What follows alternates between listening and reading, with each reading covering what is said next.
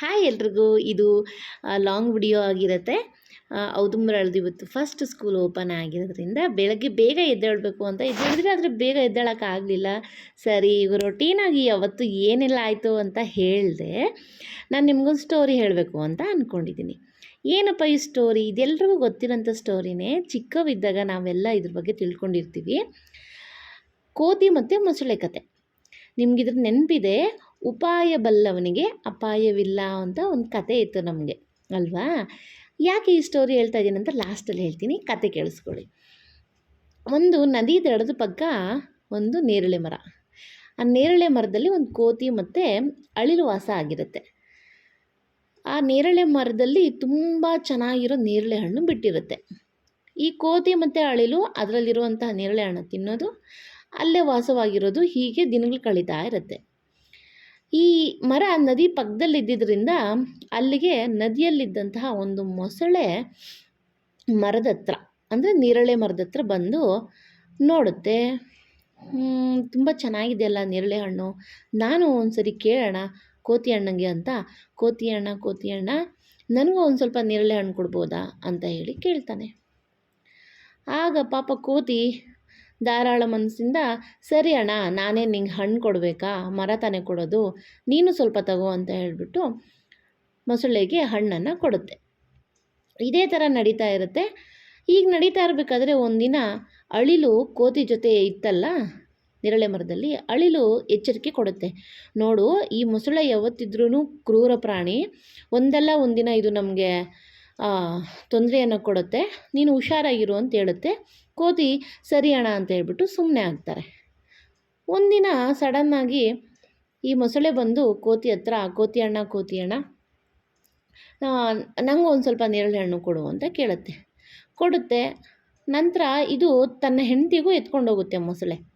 ಸರಿ ಅಂತ ಮೊಸಳೆ ಹತ್ರ ಬಂದು ಹೆಣ್ಣು ಮೊಸಳೆ ಹತ್ರ, ಅಂದರೆ ಅವರ ಹೆಂಡತಿ ಹತ್ರ ಬಂದು ಗಂಡು ಮೊಸಳೆ ಕೊಡುತ್ತೆ ಹಣ್ಣನ್ನು ಕೊಟ್ಟಾಗ ಈ ಹೆಣ್ಣು ಮೊಸಳೆ ತಿಂದ್ಬಿಟ್ಟು, ಈ ನೇರಳೆ ಹಣ್ಣೇ ಇಷ್ಟು ರುಚಿಯಾಗಿದೆಯಲ್ಲ, ಇಷ್ಟು ದಿನದಿಂದ ಈ ಹಣ್ಣನ್ನು ತಿನ್ಕೊಂಡ ಮರದಲ್ಲಿರುವಂತಹ ಕೋತಿ ಹೃದಯ ಇನ್ನೆಷ್ಟು ರುಚಿಯಾಗಿರಬೇಕು, ನನಗೆ ಆ ಕೋತಿ ಹೃದಯ ಬೇಕು ರೀ ಅಂತ ಹೇಳಿ ಪೀಡಿಸ್ತಾಳೆ.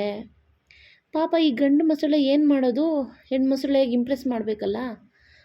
ಸರಿ ಅಂತ ಹೇಳಿ ಅದು ಹೇಳುತ್ತೆ, ಪಾಪ ಹೇಳೋಷ್ಟು ಬೇಡ, ಅದು ನಮಗೆ ಹಣ್ಣು ಕೊಟ್ಟಿದೆ, ಇಷ್ಟು ದಿನ ನಾವು ಒಳ್ಳೆ ಸ್ನೇಹಿತರಾಗಿದ್ರಿ, ಬೇಡ ನೋಡು ಅಂತ ಹೇಳಿದ್ರೆ ಈ ಹೆಣ್ಣು ಕೋತಿ ಕೇಳಲ್ಲ.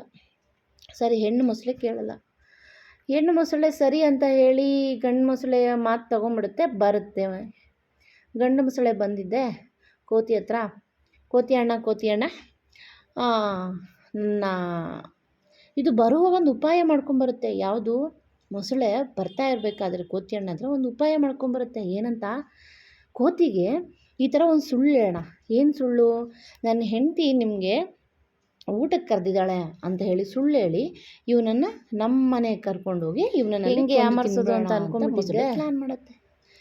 ಸರಿ, ಈ ಪ್ಲಾನ್ ಎತ್ಕೊಂಡು ಕೋತಿ ಹತ್ರ ಹೋಗುತ್ತೆ. ಅಂತಂದ್ರೆ ಕೋತಿ ಹತ್ರ ಹೋಗಿ, ಅಣ್ಣ ನೀನು ಕೊಟ್ಟಿರೋ ನೇರಳೆ ಮೊಸಳೆ ಮೊದಲೇ ಚೆನ್ನಾಗಿದೆ ಅಂತ ಹೇಳಿದ್ರು, ಇಷ್ಟು ದಿನ ನೀವು ನಮಗೆ ನೇರಳೆ ಹಣ್ಣು ಕೊಟ್ಟಿದ್ದೀವಿ, ಇವತ್ತು ನಮ್ಮ ಹೆಂಡತಿ ನಿಮ್ಮನ್ನ ಊಟಕ್ಕೆ ಕರೆದಿದ್ದಾಳೆ, ಮೊಸಳೆ ಬುದ್ಧಿ ಕಮ್ಮಿ ಇದಕ್ಕೆ ಅಂತ. ಅಯ್ಯೋ ಹೌದಾ, ಅಯ್ಯೋ ಎತ್ಕೊಂಡ್ಬಂದ್ಬಿಡೋಣ ಅಂತ ಹೇಳುತ್ತೆ. ಈ ಮಂಗಣ್ಣ ಇದಕ್ಕೆ ಅಷ್ಟು ಬುದ್ಧಿ ಇಲ್ಲ, ಇದೇನ್ ಮಾಡಿದ್ರು ಮೊಸಳೆ ಸರಿ ಅಂತ ಹೇಳಿದೆ, ಬಂದು ದಡಕ್ಕೆ ಸರಿ ನಡಿ ಬರ್ತೀನಿ ಅಂತ ಹೇಳ್ಬಿಟ್ಟಿದ್ದೆ.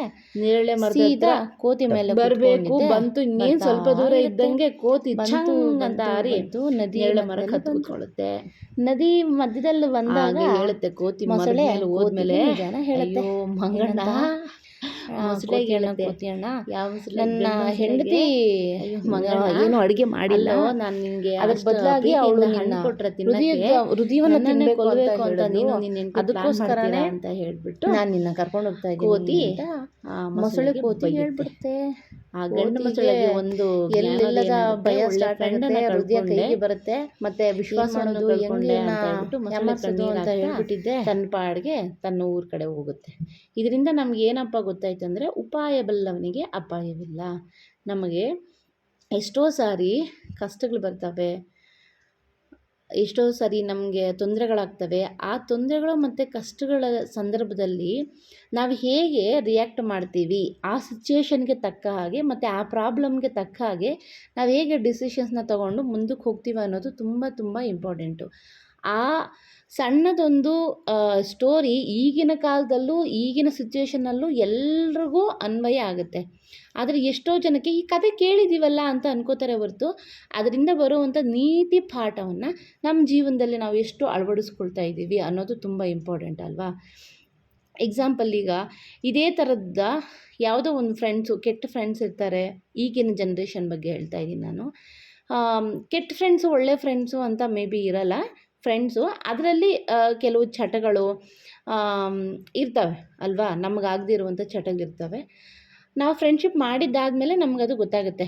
ಅವರ ಚಟಗಳ ಬಗ್ಗೆ ಆಗಲಿ, ಅವರ ಲೈಫ್ ಹಿಸ್ಟ್ರಿ ಬಗ್ಗೆ ಆಗಲಿ, ಅದೆಲ್ಲ ಒಂದಷ್ಟು ನಮಗೆ ಗೊತ್ತಾಗುತ್ತೆ. ಆಗ ನಾವು ಅವ್ರನ್ನ ಬಿಡಲಿಕ್ಕಾಗಲ್ಲ, ಸುಮ್ಮನೆ ಇರಲಿಕ್ಕಾಗಲ್ಲ. ಆ ಸಂದರ್ಭದಲ್ಲಿ ನಾವು ಯಾವ ರೀತಿಯಾಗಿ ಅವರನ್ನು ಒಂದು ಬಾರ್ಡ್ರ್ ಅಂದರೆ ಅವರ ವೈಯಕ್ತಿಕ ವಿಚಾರಗಳನ್ನು ನಮ್ಮ ಜೀವನದಲ್ಲಿ ಅಳವಡಿಸ್ಕೊಳ್ಳೋಕ್ಕಾಗದೇ ಇರುವಂತಹ ಒಂದು ಬಾರ್ಡ್ರ್ ಹಾಕಿ ನಾವು ಇಟ್ಕೋಬೇಕು.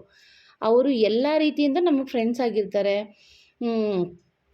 ಎಲ್ಲ ರೀತಿ ಸಪೋರ್ಟ್ ಮಾಡ್ತಾ ಇರ್ತಾರೆ. ಆದರೆ ಅವರು ನಿಜ ಜೀವನದಲ್ಲಿ ಆಗುವಂತಹ ಏನು ಅವ್ರ ಪ್ರಾಕ್ಟಿಕಲ್ಸು, ಅವ್ರ ಪ್ರಾಕ್ಟೀಸಸ್ ಏನು ಮಾಡ್ತಾ ಇರ್ತಾರೆ ಅದು ನಮ್ಮ ಜೀವನಕ್ಕೆ ಬರದೇ ಇರೋ ಥರ ನಾವು ಎಚ್ಚರಿಕೆಯನ್ನು ವಹಿಸ್ಕೊಂಡು ಫ್ರೆಂಡ್ಶಿಪ್ ಮಾಡ್ಕೊಂಡು ಹೋಗ್ಬೋದು.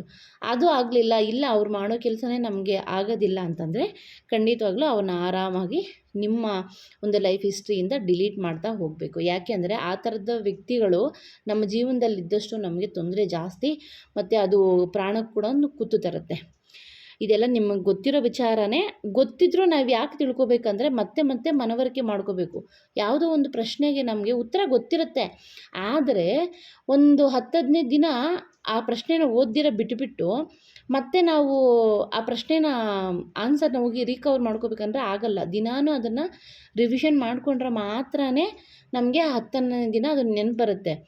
ನಂಗೆ ಬರುತ್ತೆ ಅಂತ ಬಿಟ್ಟು ಏನಾದರೂ ಒಂದು ತಿಂಗಳಾದ್ಮೇಲೆ ಆ ಪ್ರಶ್ನೆ ಎತ್ಕೊಂಡು ನೋಡು, ಅದು ಬರಲ್ಲ. ಮತ್ತೆ ರಿವಿಷನ್ ಮಾಡ್ಕೊಂಡಿದ್ದಾದಮೇಲೆ ಆ ಆನ್ಸರ್ ನಮ್ಗೆ ಹೊಳೆಯೋದು.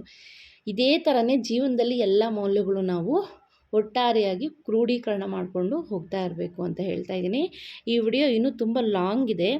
ಈ ವಿಡಿಯೋ ಹಾಕಿರೋ ಉದ್ದೇಶ ಏನಂತಂದರೆ ನನಗೆ ಅವರ್ಸು ಜಾಸ್ತಿ ಬರಲಿ ಅಂತ ಅಷ್ಟೇ, ಬೇರೆ ಉದ್ದೇಶ ಏನಿಲ್ಲ. ನಿಮ್ಗೆ ಇಷ್ಟ ಆದರೆ ನೋಡಿ, ಇಷ್ಟ ಇಲ್ಲದೆ ಇದ್ದರೆ ಇದನ್ನು ಬಿಡಿ. ಫ್ರೀ ಇದ್ದಾಗ ಖಂಡಿತವಾಗ್ಲೂ ಈ ವಿಡಿಯೋನ ನೋಡಿ ಅಂತ ಹೇಳ್ತಾ ನನ್ನ ಮಾತುಗಳನ್ನ ಮುಗಿಸ್ತಾ ಇದ್ದೀನಿ. Thank you.